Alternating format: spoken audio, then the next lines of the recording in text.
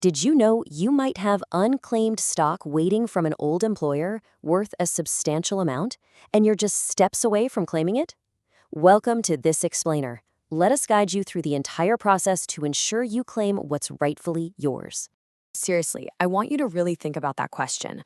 Whether you worked at a startup that blew up and went public, or maybe a massive corporation that got bought out, there might literally be a forgotten nest egg with your name on it just sitting out there. Today, we are going on a financial treasure hunt to uncover that hidden wealth. Okay, let's talk scale for a second. $2.1 trillion. That is an almost unfathomable amount of money, right? But that's the estimated amount currently tied up in nearly 32 million forgotten 401k and retirement accounts. That's according to research from Capitalize. To put that into perspective, we're talking about a quarter of all 401k plan assets.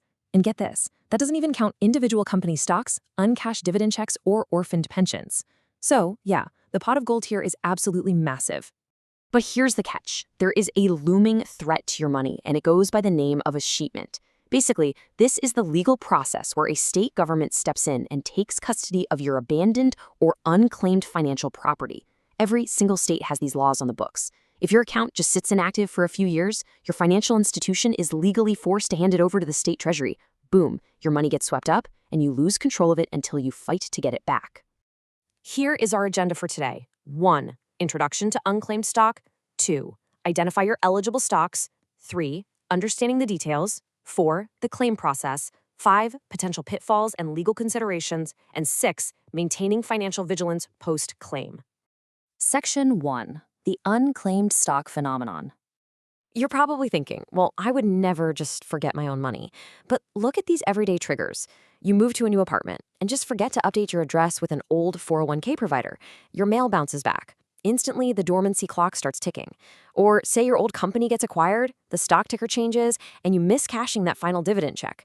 Honestly, even something as simple as failing to vote on corporate proxies or just not logging into your online account for a couple of years can flag your hard-earned assets as quote-unquote abandoned.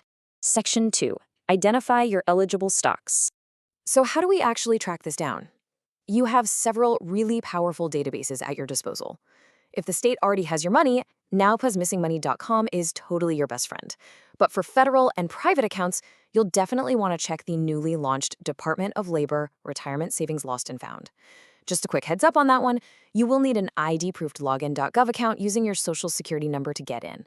You've also got the private National Registry of Unclaimed Retirement Benefits, and for bankruptcies or abandoned plans, check out the PBGC and DOL abandoned plan portals. Now let's clarify a pretty vital distinction here. State unclaimed property databases hold the assets that the state has already seized through that escheatment process we just talked about.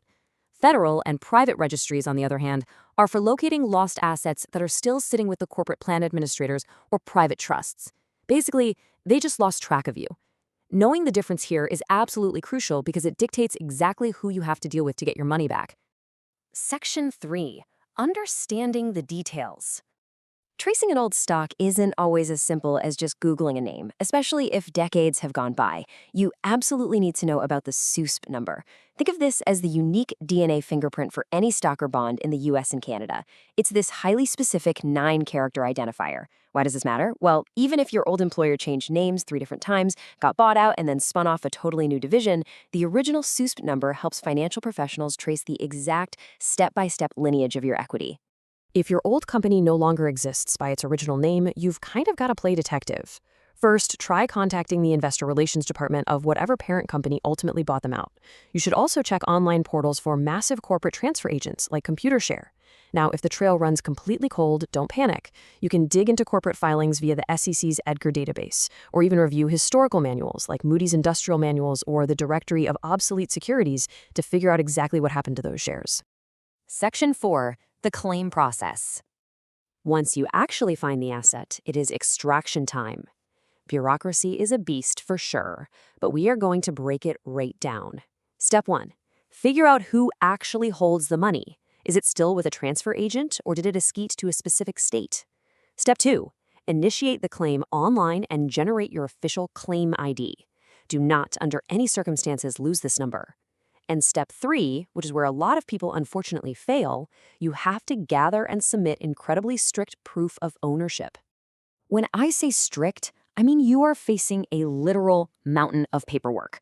States are terrified of fraud, understandably, so they require highly specific, unredacted documentation. We're talking proof of identity, like an unredacted driver's license or passport, proof of taxpayer ID, like a social security card or a W-2, and here's the real hurdle for most: proof of historic address. If the state database has your address from, say, 1998, you have to prove you lived there. You might have to dig up an old utility bill or postmarked mail.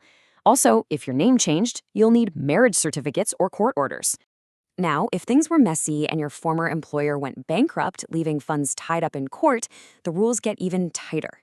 You're going to have to search the U.S. Bankruptcy Unclaimed Funds Locator, file a notarized Form 1340 containing your taxpayer ID, serve it to the U.S. Attorney, and then wait out a really strict 21-day objection period. It's a highly procedural headache, sure, but absolutely worth it to get that check at the end. Section 5. Potential pitfalls and legal considerations. I need to warn you, leaving these assets unattended has some truly devastating consequences.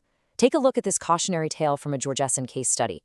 An employee at a fast-growing tech company held physical stock certificates that he was planning to use for his kids' college tuition. Locked them right in a safe. But because his mail got returned and he didn't check in with his broker, his stock escheated. The state stepped in and legally liquidated his entire portfolio right away. By the time he realized what had happened, a portfolio that should have been worth $500,000 was ruined. He got a check for under 20 grand, which was just the amount the state sold his stock for on the random day they processed it. So the absolutely critical takeaway here is this: once a state takes your stock, they often just liquidate it right away. If that stock triples in value over the next decade, you get exactly zero of that upside. You only get the cash proceeds from that historical sale. And to make matters worse, when you do finally claim it, the state issues you an IRS Form 1099-B and 1099-DIV, which drops a really complex tax burden right into your current tax year. Please, always consult a tax professional when dealing with claimed assets. Section 6. Maintaining financial vigilance post-claim. Okay, let's build a fortress around your wealth so this never happens again. Here is your checklist for long-term strategies. Number 1, simply log into your investment and retirement accounts at least once a year. Seriously, that basic digital footprint resets the dormancy clock. Number 2, promptly update your mailing address the minute you move. 3, cash all dividend and settlement checks immediately. 4, vote on corporate proxies or just respond to mailings. And 5, probably the best strategy to keep your portfolio organized: consolidate your old 401ks into a primary IRA so you aren't leaving a messy trail of accounts across your entire career history. Before we wrap up, I want to leave you with this question to chew on. If a multi-trillion-dollar bureaucratic system relies heavily on you simply forgetting about your own money, what other hidden assets are lurking in your employment history right now? It is highly recommended that you do a personal financial audit today. Dive into those databases we talked about, and hey, drop your questions in the comment section below. We really want to hear from you and help you navigate this. Also, be sure to subscribe for more valuable financial insights. Lastly, please note that this explainer is intended for informational purposes only. Please consult with a financial advisor or legal professional for personalized advice regarding your specific situation. Don't wait around on this stuff. Start your search, claim your hidden wealth, and take back control of your financial future.